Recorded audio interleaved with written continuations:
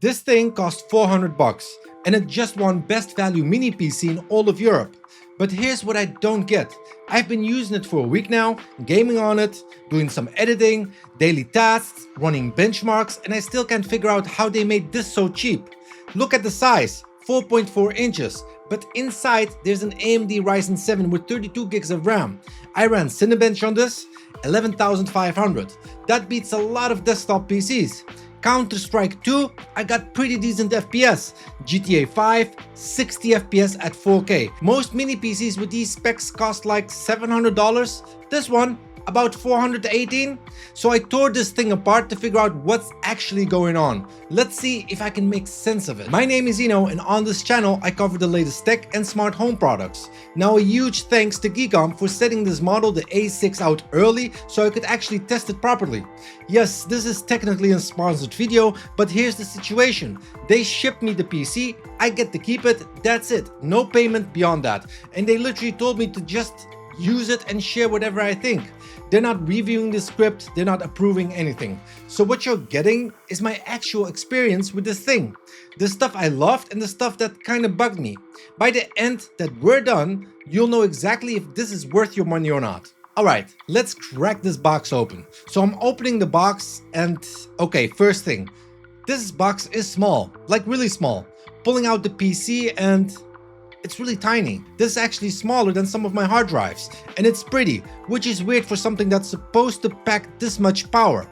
We'll come back to that in a sec. What else is in here? Some papers, instructions probably. Not gonna read those. You're probably not either. Let's be honest. Mounting screws, cool. Power cable, standard stuff. And the power brick. Oh whoa, this thing is chunky. Let me check. 120 watts. Yeah, that makes sense. You need power to run a Ryzen 7. And you also got an HDMI cable. Nice that they include that one. Doesn't say which version on the cable. Probably HDMI 2.0. Would have been cool if it was 2.1, but whatever. And then we've got this VESA mount. So you can stick this behind the monitor. Actually really glad they threw that in. But yeah, back to the PC itself. The first thing I noticed is that it's a bit heavy, which is weird for something this small. Oh, and that's why it's all aluminium, the entire chassis, not plastic, real metal. First surprise right there. This feels premium, like the edges are clean, no weird streams, the corners have this nice round touch to it.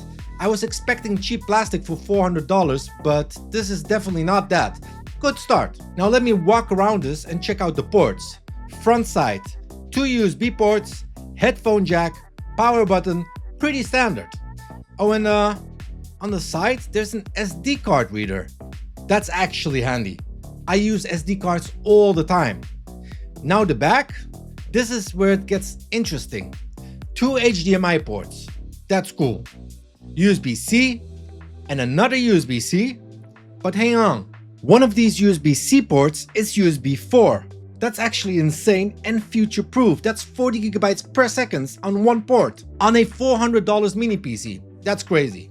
Then we've got Ethernet, and that's 2.5 gigs. That's the fast kind.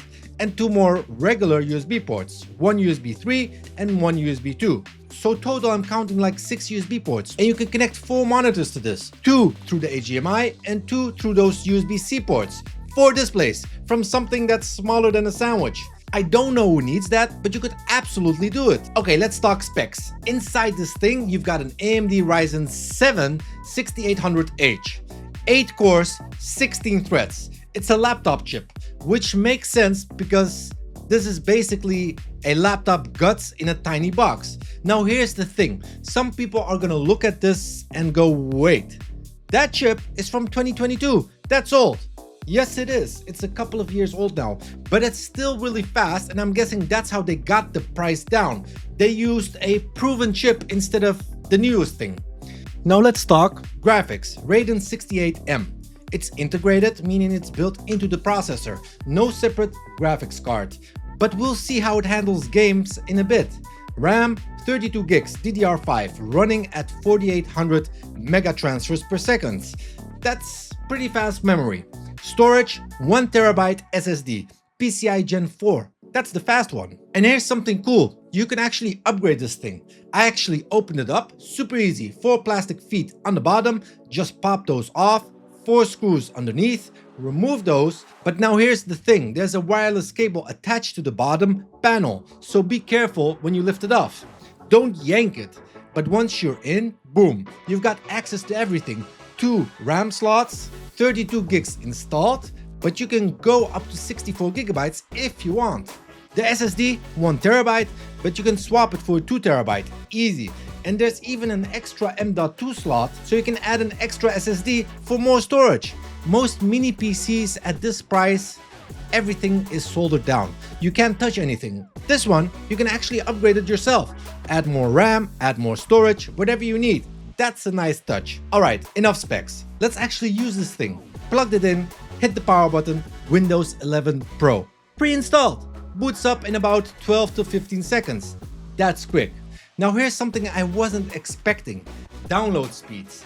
I started downloading apps, Chrome, Steam, all the stuff I need, and these downloads are flying. Like the 2.5 gig Ethernet and the Wi-Fi 6E are doing work. Steam downloaded in seconds, Chrome installed instantly. Then I downloaded GTA 5, that's like what, 90 gigabytes? Took way less time than I expected, and the install pretty fast actually, because of that Gen 4 SSD. Counter-Strike 2, same thing, big download, installed quick. This Gen 4 SSD is no joke. Programs install so fast. Now I also did some stress tests. I opened Chrome, opened like 20 tabs, and everything runs pretty smooth. Switching between apps is instant, no slowdown, but the real question, can you actually play on this thing? But before we do, let me run some benchmarks. Cinebench. This tests CPU performance. Higher is better, running it now. Fans are spinning up, it's working. Results 11,500. For reference, that's faster than a lot of desktop CPUs. So yeah, this thing has power, real power. Now storage speed.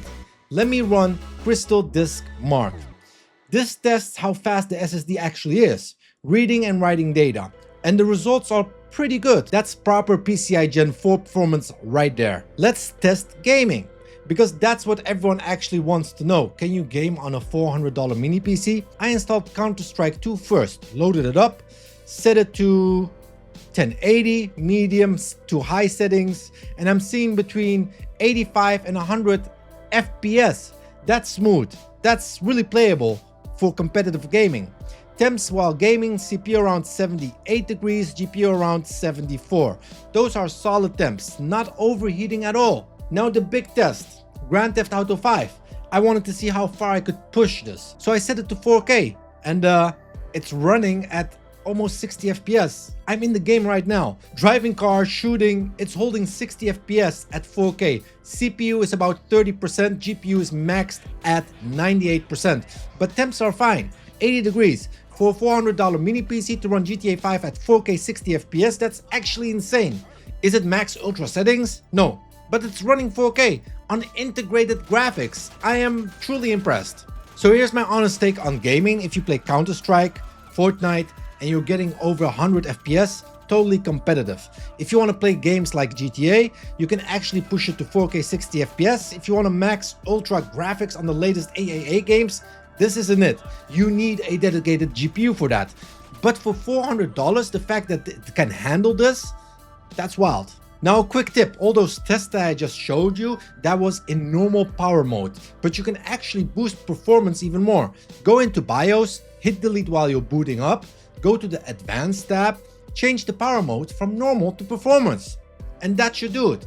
And here's another thing. The buffer size, that's basically your VRAM for the integrated graphics. You can bump that to 8 gigs instead of the default. This gives the GPU more memory to work with. Games run even smoother. I tested it and you get a few extra FPS in most games and it feels more stable. So if you're serious about gaming on this thing, make those changes instantly. Now let me talk about what I actually like here. First, the size. It's tiny, fits in my bag, I could travel with this. Second, build quality. All aluminium, solid, doesn't feel cheap at all. Third, temps. Even when pushing 4K gaming, even when running Cinebench, it stayed under 80, 85 degrees. I've tested mini PCs that thermal throttle and sound like hair dryers. This one doesn't. Fourth, downloads and install speeds. That Gen 4 SSD is really fast. And then I also love that you can do up to 4 displays. everything you actually need, and it's upgradable. Being able to pop it open and add more RAM or storage, that matters. And honestly, the performance is really quick, so I really like it. But let's be real about the downsides too. First, that chip is 2-3 years old. It's still fast.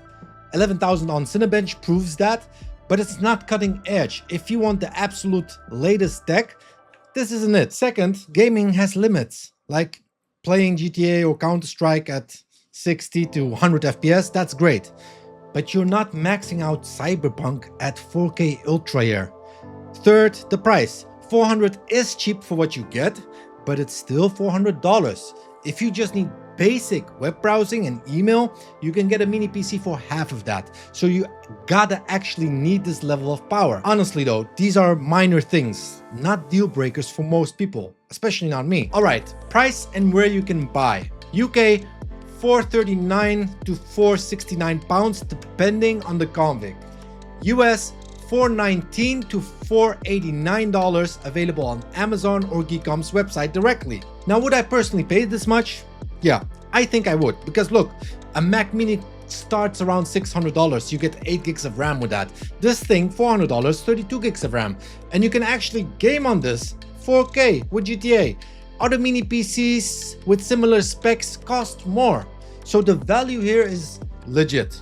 If you need a compact PC for work gaming, for basic editing, and you want fast downloads and installs, this is a solid choice. Links are in the description, both UK and US. And I guess that's it for this one. If this helped you out, maybe hit the like button, leave a comment. If you got questions and if you want more stuff like this, subscribe. I test new tech every week. Oh, and if you thought this thing was crazy, I just tested the new XGIMI Horizon 20 Max, and it can go up to 300 inches. It's crazy. Check it out, links right there.